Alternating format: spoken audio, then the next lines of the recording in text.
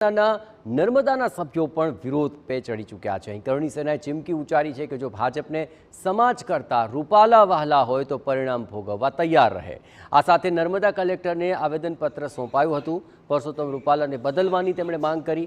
અત્રે મહત્વપૂર્ણ છે કે રાજપૂત સમાજના 17% મતદાર છે, ત્યારે નર્મદાના કરણી સેનાના સભ્યોએ માંગ કરી છે કે રૂપાલાએ માફી ભલે માંગી, પરંતુ ઉમેદવાર ભાજપ બદલી નાખે, નહીં તો 17% મતદારો તેમની તાકાત બતાવશે।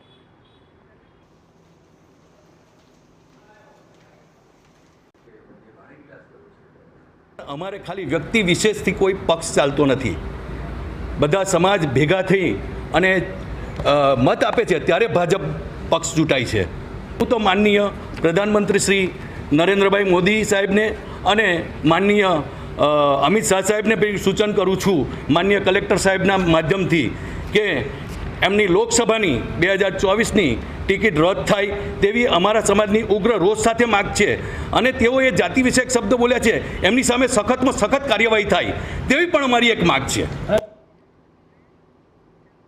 પરસોત્તમ રૂપાલાની માફી બાદ પણ